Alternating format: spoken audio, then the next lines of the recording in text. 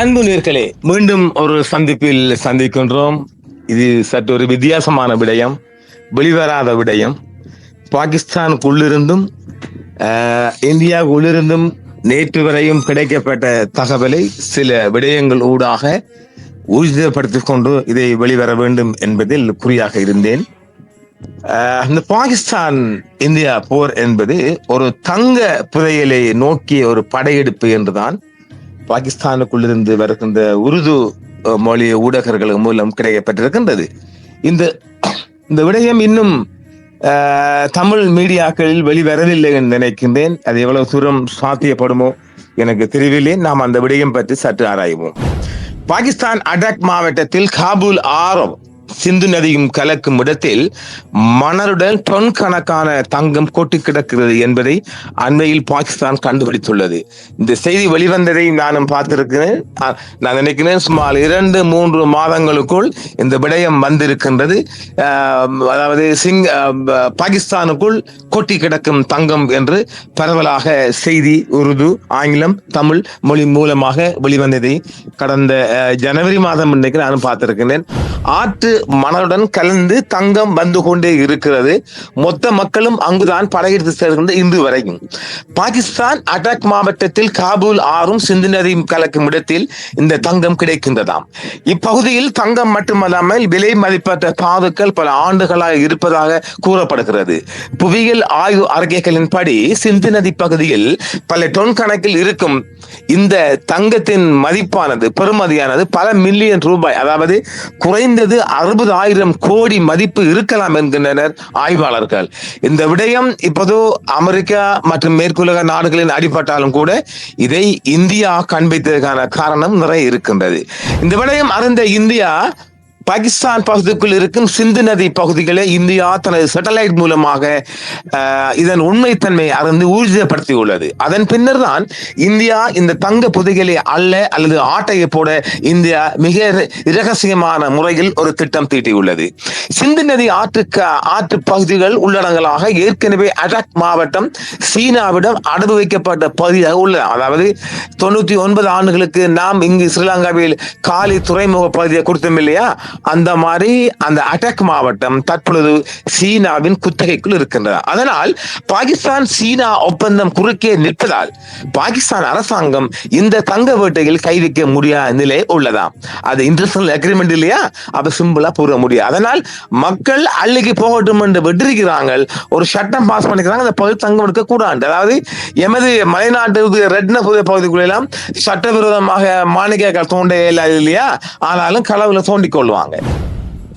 இந்த தங்கம் குளிர்கால மாதங்களில் ஆற்றில் நீர்மட்டம் குறையும் போது ஆட்டு மணலுடன் கலந்த பிரகாசமான துகள்களாக தூசுகளாக தோன்றும் என கூறப்படுகிறது. அதாவது இந்த தங்கம் கொஞ்சம் கொஞ்சம் அந்த ஆப்பிரிக்கா பகுதியில் நாம் பார்த்திருப்போம் இல்லையா, ஒரு பேசன் மாதிரி ஒரு இதில் அள்ளி அடிப்பாங்க. மண்ணுடன் கலந்த தங்கம் வெயில் அடிக்கும் போது பளபளக்கும். அதே மாதிரி தான் மாணிக்க கற்களும் 600 கற்கள்லாம் அப்படி இந்த சூரியன் படுக்கின்ற போது ஒளி அடிக்கும். எதிர்வரும் அக்டோபர் மாதம் முதல் குளிர்காலம் ஆரம்பமாகும். இப்பவே இந்த நதியை இந்தியா தனது கட்டுப்பாட்டுக்குள் கொண்டு வந்தால் சுமார் 3 மாத காலத்தினுள் அத்தனை தங்கத்தையும் ஆட்டைய போடலாம் என்பதுதான் இந்தியாவின் கணக்கு. எப்படி? Deep search hole detector, underground hole finder, அதாவது இந்த பூமிக்கு அடியில தங்கங்களை கண்டுபிடிக்கிற ஒரு இயந்திரம் இருக்காது.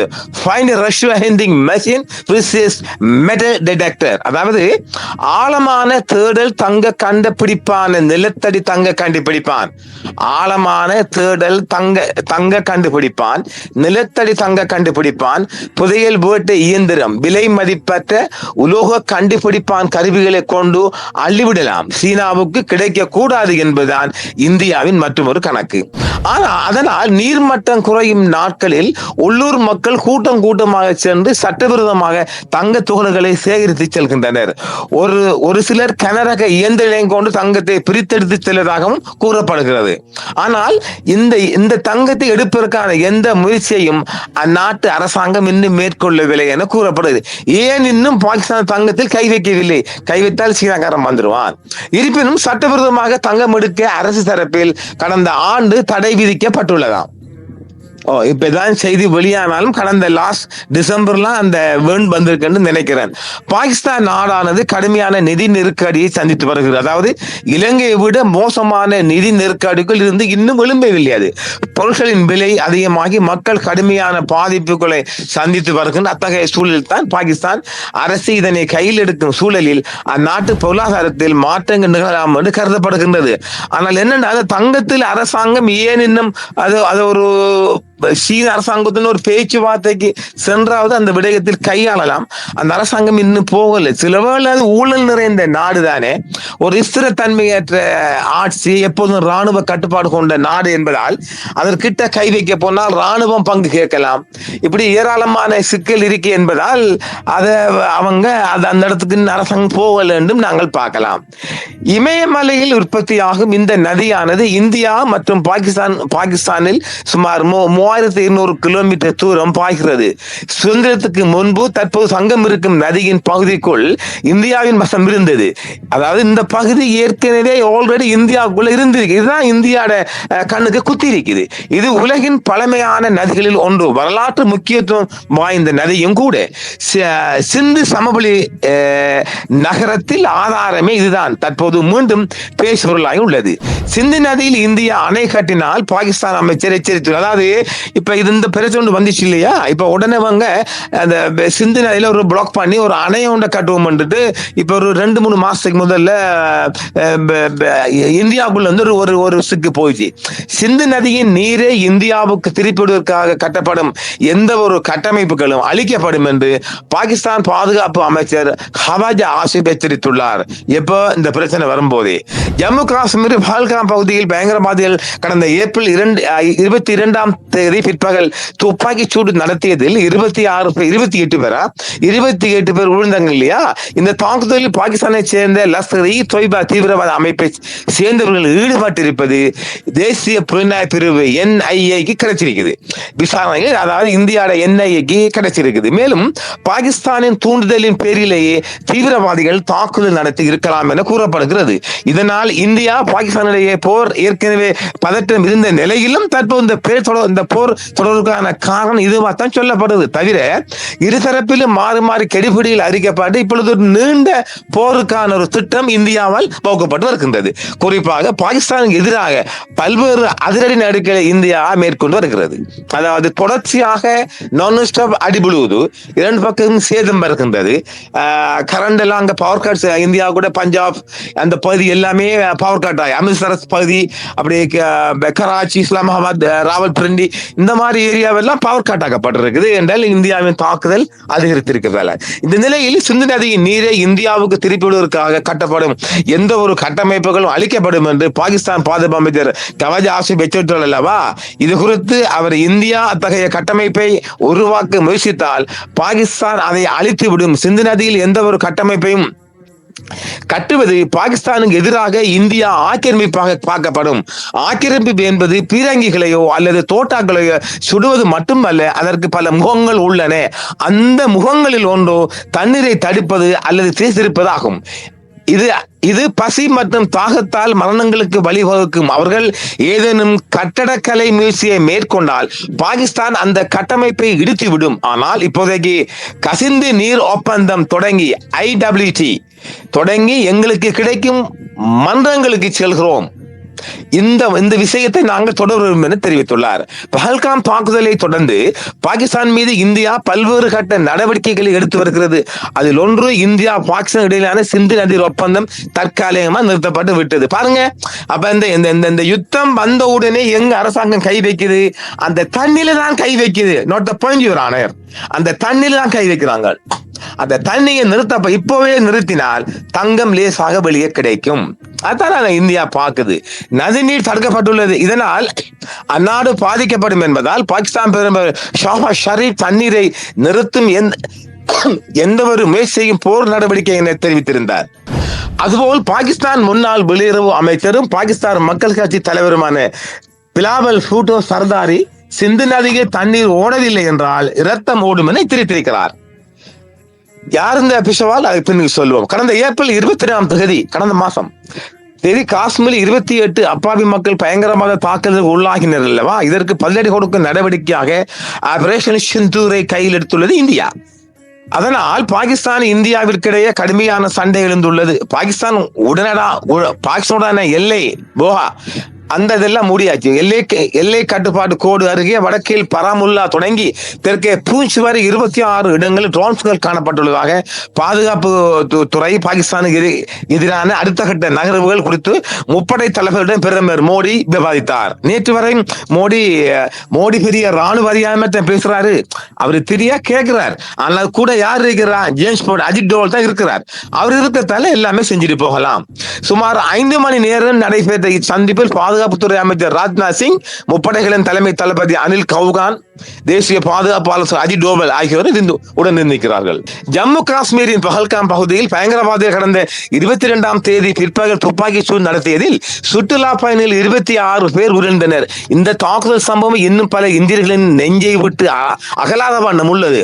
இந்த தாக்குதலால் பாகிஸ்தான் மற்றும் இந்தியா ஆகிய நாடுகள் மாறி மாறி கடிபிடிகளை விதித்துள்ளன. மேலும் இதன் காரணமாக இரு நாடுகளிடையே விரிசல் அதிகரித்துள்ளது தவிர இரு நாட்டு எல்லைகளிலும் போர் நடைபெற்று வந்தாலும் பாதிக்கப்படுவது மக்கள் தான்.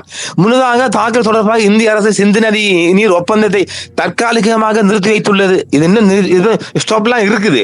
இது பாகிஸ்தான் நாட்டுக்கு பெரிய அளவில் பாதிப்பை ஏற்படுத்தும் என்பதால் இது தொடர்பாக பலரும் கருத்து தெரிவித்து வருகின்றார்கள். அந்த வகையில் பாகிஸ்தான் மக்கள் கட்சி தலைவர் பிலாவல் பூட்டோவும் கருத்து தெரிவித்துள்ளார். சிந்து நதி எங்களுடையது, அது எங்களுடையதாகவே இருக்கும் என்று நான் இந்தியாவிடம் சொல்ல விரும்புகிறேன். ஒன்றோ எங்கள் தண்ணீர் அதன் வழியாக பாயும் அல்லது அவர்களின் ரத்தம் இந்தியா எச்சரிக்கை, இந்தியா ரத்தம் ஓடும். சிந்து மாகாணத்தின் வழியாகத்தான் சிந்து நதி பாய்கிறது. சிந்து சமவெளி நாகரீக நகரமான மொஹன்சுஜோ டாரோ அதன் கரைகளில் தான் செழிந்து வளர்ந்தது. இந்தியா ஆயிரக்கணக்கான ஆண்டுகள் பழமையான ஒரு நகரத்தின் வாரிசு என்று இந்திய பிரதமர் நரேந்திர மோடி கூறியுள்ளார். ஆனால் அந்த நாகரிகம் லர்கானோவில் உள்ள மொஹஞ்சதாரோவில் உள்ளது. நாங்கள் அதன் உண்மையான பாதுகாவலர்கள். நாங்கள் அதை பார்த்து வருகிறோம். சிந்து மற்றும் சிந்து நதி மக்களுக்கு இடையான பல நூற்றாண்டுகள் பழமையான பிணைப்பை மோடியால் துண்டிக்க முடியாது. இந்த அரசாங்கம் பாகிஸ்தானின் நீர்நிலைகளில் தனது கண்களை வைத்துள்ளது. இந்த சின்ன சொல்றார் பாத்தீங்களா, இந்திய அரசாங்கம் இந்த நீர்நிலைகளில் கண்களை வைத்துள்ளது. என்னத்துக்கு? இந்தியாவுக்கு தண்ணி தேவையில்லையே, இந்தியாவுக்கு தேவை தங்கம். எனவே 4 மாகாணங்கள் ஒற்றுமையாக இருந்து இதை எதிர்க்க வேண்டும். அப்படி செய்தால் தான் நமது நீர்நிலைகளை பாதுகாக்க முடியும். மோடியின் போர் வரியை, அது ஒரு உண்மையாக ஒரு நோக்கப்பட வேண்டிய விடயம் தான். மோடியின் போர் வரியை அல்லது சிந்து நதி நீரை பாகிஸ்தானிடமிருந்து பறிப்பதற்கான எந்த ஒரு முயற்சியோ பாகிஸ்தான் மக்களோ அல்லது சர்வதேச சமூகமோ பொறுத்து கொள்ள மாட்டார்கள். பாகிஸ்தானியரும் பயங்கரவாதத்தால் பாதிக்கப்பட்டவர்களாக இருப்பதால் இந்தியாவில் சமீபத்தில் நடந்த பயங்கரவாத தாக்குதலை பாகிஸ்தானும் அதன் மக்களும் கண்டிக்கிறோம். நல்ல ஒரு ஸ்டேட்மெண்ட் பாருங்கள். பஹல்காம் தாக்குதலுக்கு பாகிஸ்தான் இந்தியா பலிக்கடாக்குகிறது. அங்கேயும் வருது பாத்தீங்களா, பாகிஸ்தானை இந்தியா பலிக்கடாக்குறது. இதுதான் பாயிண்ட். இதை பாட்டு நாங்கள் தருவோம். இதன் மூலம் அதன் உள்நாட்டு உற்பத்தி பாதுகாப்பு குறைபாடுகள் இருந்து கவனத்தை திசைதிருப்ப முயல்கிறது. அதை பார்த்தீங்களா, அதாவது இந்தியாவுக்குள்ள மோடி மஸ்தான்ஜிக்கு பெரிய ஒரு மானம் போகுது. என்னது, இந்த அத்தான் கம்பெனி குரூப்பை சேர்த்துக்கிட்டு உலகம் முழுவதும் கூட்டு சேர்ந்துக்கிட்டு கம்பெனி அமைச்சுக்கிட்டு அது ஒரு பங்குதாரரை போட்டு கூத்தாடிக்கிறாங்க. இப்ப கடைசியா இலங்கைக்குள்ளே வந்து போனாங்க இல்லையா, அந்த ஒப்பந்தம் கொடுத்து நாம என்ன பேச வரல, நிறைய பேசுவோம். அது இருக்கு, நிறைய பெண்டிங்ல இருக்கிறதால புதிய செய்தி வரதால அந்த பழைய செய்தி பேசலாம்.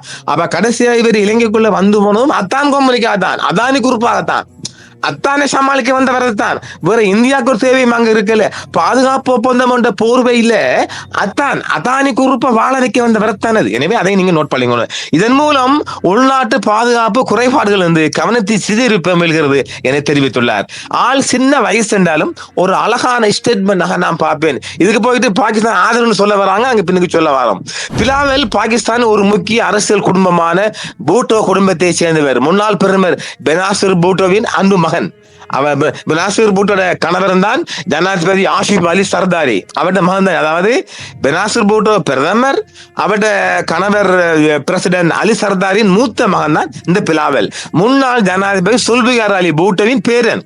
அப்ப தாத்தா வழி வந்தவர் பிலாவல். 2018 முதல் 23ஆம் ஆண்டு வரை பாகிஸ்தானின் சட்டமன்ற எம்பியாக இருந்திருக்கிறார். Not the point. இது எப்படி இப்ப இந்தியாவுக்குள்ள ராஜீவ் காந்தி ஒருத்தர் வந்தீங்க இல்லையா, ராகுல் காந்தி, அந்த மாதிரி ஒரு பரம்பரை அரசியல் ரீதியா வந்தவர் தான் பிலாவல் பூட்டோ. பெனாசிர் பூட்டோ டிசம்பர் 27, 2007 பாகிஸ்தானில் தேர்தல் பிரச்சாரத்தின் போது குண்டு வெடித்து கொல்லப்பட்டார். அதே கொஞ்சம் மக்கள் அதை புடிச்சு கொள்ளுங்க. அவருடைய கணவர் சர்தாரி இப்பொழுது அந்த கட்சியின் இணைத் தலைவராக இருக்கிறார். அவர் துபாயில் இருக்கிறார். அவர் நாட்டுக்கு வர ஒரு ஊழல் பேர் வெளியிடத்துல அவரும் ஜெயிலுக்கு போய் துபாய்க்கு போகணும், இன்னும் வரவில்லை. ஆனா பிலாவர் பூட்டோ அந்த கட்சியை கொண்டு சொல்றார். அவருடைய இந்த கருத்துக்கு இந்தியா பதிலடி கொடுத்திருக்கிறது, ரிட்டர்ன் கொடுத்திருக்கிறாங்க. இது குறித்து மத்திய அமைச்சர் ஹர்தீப் சிங் பஹல்காமில் ஒரு பயங்கரவாத தாக்குதல் நடைபெற்றுள்ளது. பாகிஸ்தான் அதற்கான விலையை கொடுக்க வேண்டியிருக்கும். இது வெறும் ஆரம்பம்தான். பிலாவல் பூட்டோ ஒரு முட்டாள். அவருக்கு தண்ணீர் கிடைக்கவில்லை என்றால் அவர் இப்படித்தான் கத்திக் கொண்டிருப்பார். பதிலடி கொடுத்துள்ளார். மற்றொரு மத்திய அமைச்சரான பீயூஷ் கோயல் பாகிஸ்தானின் அச்சுறுத்தலுக்கு இந்தியா ஒருபோதும் பயப்படாது. பயங்கரவாதத்தை பரப்புவதை தவிர பாகிஸ்தானுக்கு வேறு எந்த முன்னுரிமையும் இல்லை. பாகிஸ்தான் மக்கள் கூட இதுபோன்ற அறிக்கைகளை ஏற்றுக்கொள்ள மாட்டார்கள் என தெரிவித்துள்ளார். 1960 செப்டம்பரில் பல வருட பேச்சுவார்த்தைகளுக்கு பிறகு கையெழுத்தான இந்து சிந்து நதி ஒப்பந்தம் அந்நதி படுகையின் 6 நதிகளின் நீர் எவ்வாறு பயன்படுத்தப்படுகிறது மற்றும் இந்தியாவுக்கும் பாகிஸ்தானுக்கும் இடையில் விநியோகிக்கப்படுகிறது என்பதை நிர்வகிக்கிறது. இந்தியா பாகிஸ்தான் நாடுகளுக்கிடையே போர் ஏற்பட்ட போது கூட 2-3 போர் இருக்கு இல்லையா, அப்போது கூட சிந்து நதி நீர் ஒப்பந்தம் ரத்து செய்யப்படவில்லை. நல்லா பார்த்துக்கொள்ளுங்க. 2 ஒப்பந்தம் 77க்கு முந்தைய 71 நினைக்கிறேன், 71 அது நாங்க பிந்தி இன்னொரு ஆண்டுகளை பார்ப்போம். அது 71ஆம் ஆண்டு பார்க்கல இந்த மாதிரி யுத்தம் போகிறீங்க, அவங்க சிந்து நதியில கை வைக்கல. ஏன் மோடி மாஸ்டர் சிந்து நதியில கை வைக்க போறார்? இதுதான் இங்க கேள்வியா வருது. இந்த ஒப்பந்தத்தின் கீழ் அமைந்துள்ள 3 ஆறுகளின் சிந்தி, ஜீலம் மற்றும் ஷனாப் 80% தண்ணீர் பாகிஸ்தானுக்கு செல்கிறது. பாகிஸ்தானுக்கு 80% விவசாயம் இந்த தண்ணீரை நம்பித்தான் உள்ளது என்பது குறிப்பிடத்தக்கது. இந்திய நிலைகளை தாக்க பாகிஸ்தான் முயற்சித்தது. எல்லை பகுதிகளில் போர் நிறுத்த ஒப்பந்தத்தை மீறி பாகிஸ்தான் துருக்கி தயாரிக்கப்பட்ட ட்ரோன்களை பாவித்துள்ளது. அவைகள் சுட்டு வீழ்த்தப்பட்டுள்ளதாக கேர்னல் ஷோபியா குரோசி தெரிவித்துள்ளார். யார் இந்த ஷோபியா குரோசி? அவர் முஸ்லிம் பெண்மணி. அவதான் முதல் போய் பாகிஸ்தானுக்கு அடிச்சு கலக்கிட்டு வந்தவை. அவ பத்தி நாங்க மற்றொரு துண்டுல பார்க்கலாம். இந்த போரை ஒரு சமாதான நாடு புகுந்து இரு நாடுகளுக்கும் ஒரு சமாதானத்தை கொண்டு வரவில்லை என்றால் பாகிஸ்தான் இறுதியில் சிறிய ரக அணுகுண்டுகளை கையில் எடுக்க வேண்டிய நிலைதான் உருவாகும். அதே நேரம் இந்தியாவும் மூர்க்கத்தனமாக தன் அணுகுண்டுகளை வீச வேண்டிய நிலைதான் உருவாகும். ஆனாலும் பாகிஸ்தானே முதலில் அணுகுண்டை கையில் எடுக்க வேண்டி வரும். ஏனெனில் இப்பொழுது இந்த சண்டை ஒரு கௌரவ பிரச்சனையாக மாறிவிட்டது. நீயா நானா என்ற மாதிரி மாறிட்டு இல்லையா? அதனால் இந்தியாவின் மும்முனை தாக்குதலுக்கு பாகிஸ்தான் தாக்கு பிடிக்குமா என்பது மற்றும் ஒரு கேள்வி. இப்ப இந்தியாவோட பலம் என்ன, பலவீனம் என்று பார்க்கணும். பாகிஸ்தான பலம் என்ன, பலவீனம் என்று பார்க்கணும். நாம மற்றும் ஒரு நேர்காணலை பார்க்கலாம். யார் குண்டுகளை கையில் எடுத்தாலும், இந்த அணுகுண்டுகளை யார் கையில் எடுத்தாலும் வீசுகின்ற நாட்டு மக்களுக்கு அணுகுண்டு பாதிப்பு ஏற்படும். அதாவது இப்ப இது ஒரு போர்டர். எப்படி போர்டர்? இப்ப நம்ம வளர்ச்சி கடல் இருக்கு இல்லையா, அது கடல் தரை மார்க்கமான போர்டர் இல்லையா. இப்ப மிக கூடுதலாக எங்க பஞ்சாபில் அமிர்தசரை தாக்கட் பண்ணால் பஞ்சாபுக்கு அங்கிட்டாலையும் பாதிக்கும், இங்கிட்டாலையும் பாதிக்கும், 2 நாடுகளையும் பாதிக்கும். இப்ப இந்தியா அணுகுண்டை வீசினால் இந்தியா பகுதியும் பாதிக்கும், பாகிஸ்தான் பகுதியும் பாதிக்கும். இப்ப பாகிஸ்தான் அணுகுண்டை கையில் எடுத்தால் பாகிஸ்தான் பகுதியும் பாதிக்கும், இந்தியா பகுதியும் பாதிக்கும். அப்ப ஆக யார் வீசினாலும் 2 நாட்டு மக்களும் பாதிக்கப்பட போறாங்க. இதையும் நம்ம நேர்கள் கவனித்துக் கொள்ளவே. இந்த போரை நிறுத்துமாறு உலக நாடுகளுக்கு பாகிஸ்தான் கோரிக்கை என்று ஒரு கோரிக்கை ஒன்று விடுத்து வர இந்தியா மட்டும்தான் செய்தி வெளியிட்டது. ஆனால் அது உண்மைத்தன்மை பற்றி நாம் இன்னும் அதை சொல்ல முடியாது. காரணம், இந்தியாவில் இருந்தே அதிக போர் செய்திகள் வெளிவந்து கொண்டிருக்கின்றது. அத்தனை செய்திகள் இந்தியாவின் வீரத்தன்மை கொண்ட செய்தியாகவே உள்ளது. ஆனால் நாம் பாகிஸ்தான் உறுதிமொழி கொண்ட நண்பர்கள் மூலமாகத்தான் சில செய்திகள் நான் இன்று எடுத்திருக்கின்றேன். எனவே இது வருகின்ற அத்தனை செய்திகளும் இந்தியாவுடன் அட்டகாசம் மட்டும்தான் காட்டப்படுகின்றது. நாம் இன்னும் ஒரு விடயத்தை நாம் இங்கு பேசலாம் இல்லையா? இப்ப இந்த ஈழத்தில் நடந்த போரை ஒரு முடிவுக்கு கொண்டு வரத்துக்கு அல்லது இலங்கை அரசுக்கு பாகிஸ்தான் எந்த வகையான உதவியை செய்தது? பயங்கரவாதி அழிக்க போடுகின்ற ஒரு இழந்த உரிமைக்காக, ஒரு நசுக்கப்பட்ட மக்களின் உரிமைகளுக்காக, அல்லது ஒரு ஒரு ஒரு ஒரு ஒரு சிறுபான்மை இனத்தை ஒரு பெரும்பான்மை இன ரீதியான அரசியல் இராணுவ ரீதியாக நசுக்கப்படுகின்ற போது, ஒடுக்கப்படுகின்ற ஒரு தேசிய இனம் இனம் விடுதலைக்காக போராடுவது உலகத்தின் பல நாடுகள் எடுத்து காட்டியிருக்குது.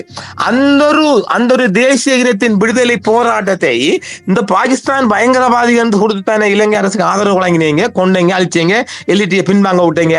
அப்படியானால் நீங்கள் எப்படி பாகிஸ்தானுக்குள் ஒரு பயங்கரவாத குழுவை நீங்கள் வளர்க்கலாம்? கேள்வி வருகிறது இல்ல. இப்ப சொல்ல போறீங்க நான் பாகிஸ்தான் எதிர்ப்பு இல்ல, ஊடகம் நாங்க நியாயத்தை பேசணும், உள்ளத்தை பேசணும். சும்மா போயிட்டு பாகிஸ்தானுக்கு ஆதரவு, இந்தியா ஆதரவு கூக்குரல் விடையில. எனவே ஒரு பயங்கரவாத இயக்கத்தை, பயங்கரவாதத்தை அழிக்க போகின்றோம் என்று மல்டிபிரல். நாங்கெல்லாம் ரெங்கமால காது வச்சு படுக்கல, நைட்டானா அந்த சைனா பே கேம்ப்ல இருந்து அடிக்கு படுக்கலாம் போகும் ரிங்கோவில். அந்த மாதிரி அவளும் பாகிஸ்தான் மல்டிபிரல் நாங்க ரைட் சொல்லலாம். அதே போன்று இந்தியாவோட என்னது வெள்ளை பாஸ்பரஸ் கடைசி யுத்தத்தில் பாதிக்கப்பட்டது.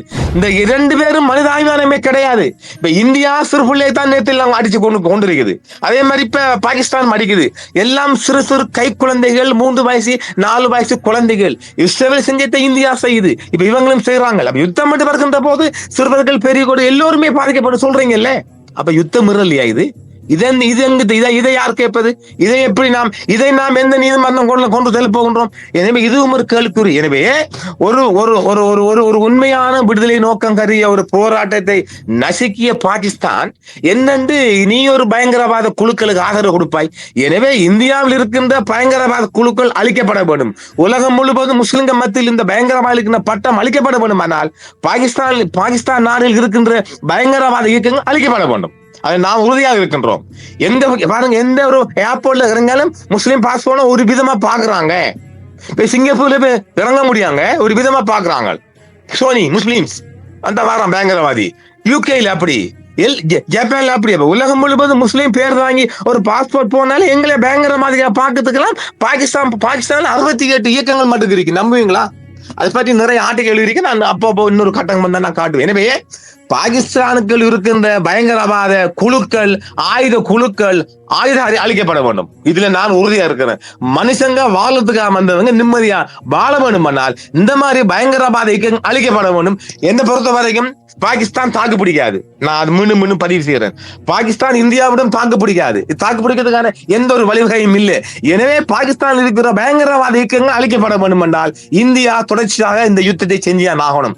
யார் தடுத்தாலும் தடுக்காவிட்டாலும் இந்தியா யாருக்கும் அடங்குற மாதிரி இல்லை. ஏனெனில் இந்த தங்க வீட்டையை கைப்பற்றும் வரைக்கும் 5 மாசமா 6 மாசமா இந்த யுத்தம் நீடிக்க மிக அதிகமான வாய்ப்பு இருக்கு. இப்ப இவர் ஆமிக்கார சரத்பவார் சொல்றார், இந்தியா பாகிஸ்தான் யுத்தம் ஒன்று மோதினா இலங்கைக்கு எந்த பாதிப்பும் இல்லை. என்ன ஒரு முட்டாள்தனமான கதை பாருங்க. படிப்பறிவு இருக்கா? ஆயுதம் தூக்கினவனுக்கு படிப்பறிவே வராதா? ஆனா பாதிகளா, நேற்றே உங்களோட ஏர்போர்ட்ல வெத்தில, எந்த ஊருக்கு வெத்தில ஏற்றுவீங்க? பாகிஸ்தானுக்கு வெத்தில ஏற்றுமதி பண்ணுவீங்கல்ல. இப்ப கொழும்பு ஏர்போர்ட்ல படுக்குது. யாருக்கு நஷ்டம்? நமக்கு நஷ்டம் இல்லையா? இப்படி இந்தியாவுக்குள்ள ஏராளமான உப உணவுப் பொருட்கள் நமக்கு வருது. நாளாந்தம் தூத்துக்குடி ஹாபர்ல இருந்து. இதெல்லாம் தெரியாம இலங்கைக்கு எந்த நஷ்டமும் இல்லையா? நஷ்டமா? பாகிஸ்தான் இந்தியா போது இலங்கையை பாதிக்கும், இலங்கை மக்களை பாதிக்கும். விலையேற்றம் வரும். பருப்பு, சீனி, எல்லா பொருட்களுக்கும் விலையேற்றம் வரும். இப்ப இந்தியா இலங்கையை பார்ப்பானா, அவன் யுத்தத்தை பார்ப்பானா? எனவே இதையெல்லாம் மக்களுக்கு சிந்தித்துக் கொள்ளுங்க. நிறைய செய்திகள் தேங்கி கிடக்கின்றது. அவசர வேலை பழுவாக நேற்று ஒன்று அனுப்பும். நான் தொடர்ந்து வாய்ஸ் கட்டிங் கொடுக்கலாம் நினைக்கின்றேன். இதையும் கேட்டுக்கொள்ளுங்கள். மீண்டும் நாளை அதாவது இன்னும் ஒரு விடயம், இந்த பஹல்காம்ல யுத்தத்தை செஞ்சது பாகிஸ்தான்காரங்க இல்ல, அது பிஜேபி காரங்க. பாத்தீங்களா? பாருங்க, இந்த யுத்தம் பாகிஸ்தான் மேல திணிக்கப்படுது. எப்படி? அந்த தாடி வச்சு இப்ப நேற்று 2 பேர் பிடிச்சாங்க. ஜெய்ஹிந்த், அந்த பாகிஸ்தான் ஜிந்தாபாத். பாகிஸ்தான் ஜிந்தாபாத் பாகிஸ்தான் பால்க. எங்க பெங்களூர்ல ரெண்டு ஆம்பளைங்க பரதார் உடைய உடுத்துக்கொண்டு பாகிஸ்தான் ஜிந்தாபாத் கத்துறான். 2 போலீஸ் வந்து அரெஸ்ட் பண்ணுது. அங்க பார்த்தா ஆம்பளை இந்துக்காரங்க, பிஜேபி காரங்க, அதெல்லாம் பிடிச்சி அரெஸ்ட் பண்ணியாச்சு. அப்ப ஆக இந்த பிஜேபி ஒரு திட்டமிட்டு பாகிஸ்தான் மேல இந்த தங்க வீட்டை அடிக்கணும் குறி வச்சு ஒரு கலகத்தை உருவாக்கி இந்தியாவுக்குள்ள ஒரு கலகத்தை உருவாக்க பாக்குறாங்க. அதை முடிஞ்ச வரைக்கும் இந்த காங்கிரஸ் ஆட்சி இருக்கிற பெங்களூர் பக்கம்லாம் வர வாய்ப்பு இல்லை. மேற்கு பகுதியில வர வாய்ப்பு இருக்குது. இப்ப இந்த ஆதித்ய நாயக் பக்கம் எல்லாம் வர வாய்ப்பு இருக்குது. ஏன்னா ஆனாலும் முழு இந்திய முஸ்லிம் மக்களும் இந்தியாவோட நிற்கின்றார்கள். அதையும் நாங்க பார்த்துக் கொள்ளணும். இங்க ஸ்ரீலங்கா போல ஒரு ஸ்போர்ட்ஸ் டீம் போனால், இந்த கிரிக்கெட் போனால் இவன் பாகிஸ்தானுக்காக ஸ்ரீலங்கா இல்லை. இலங்கை இந்தியா பாகிஸ்தான் வந்தால் அவங்க விட்டு கொடுக்க மாட்டாங்க. முஸ்லீம்ல 1% கூட விட்டு கொடுக்க மாட்டாங்க. இந்தியன் தான். எனவே ஒரு ஒரு திட்டமிடப்பட்ட சதி மூலம் பாகிஸ்தான் மூலம் திணிக்கப்பட்ட ஒரு யுத்தமாக தொடர் இப்போது இதை பதிவு செய்யும் வரையும் 8 மணி நேரமாக யுத்தம் தொடர்ந்து போகின்றது. பஞ்சாப் முழுவதும் பவக்கட்டாக இருக்குது. அது இந்தியா பஞ்சாப், பாகிஸ்தான் பஞ்சாப் 2 பக்கமும் போகா போர்டர் எல்லாம் மூடியாச்சு. தொடர்ந்து விமான சேவை ரத்து செய்யப்பட்டிருக்குது. இந்திய வான் பரப்புகள் மிக மிக அதிகமான நிறவுல பார்த்து கொண்டிருக்கிறாங்க. ஏனெனில் இப்ப இந்தியாவுக்குள்ள இருக்கிற முப்படைக்கு நல்ல ஒரு கோஆபரேஷன் இருக்குது. அது பாகிஸ்தானுக்கு அந்த கோஆபரேஷன் இல்லை. ஏனெனில் ஆளுக்கு ஒரு பக்கம் கராச்சியை நோக்கி இவங்களோட சிப்போண்டு மிக தொழில்நுட்ப சிப்போண்டு போயிருக்குது. இனி எப்படி ஒரு முப்படைகளும் தாக்க வழி இருக்குது. நாங்கள் இன்றோ அல்லது நாளையோ அடுத்த செய்தி தரப்போகின்றோம். இந்திய துருப்புக்கள் பாகிஸ்தானுக்கு நுழைவதற்கான அதிகமான வழி இருக்குது. இந்திய துருப்புகள் சுமார் 60,000 துருப்புகள் ரெடியாகி கொண்டிருக்கிறாங்க பாகிஸ்தானுக்குள்ள மோதலுக்கு போறதுக்கு. அப்ப அதுல பொடி வரும். 60,000 பேர் போனாரு, 30,000 பேர் காலி ஆகுவாங்க. அதுலயும் சொல்லிக்கிறோம்.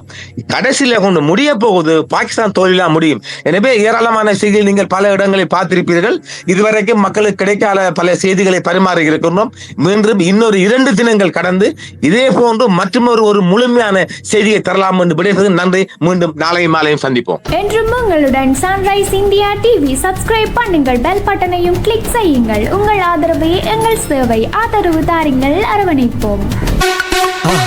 மறக்காம சர்ப்ரைஸ் பண்ணுங்க. தேங்க்யூ.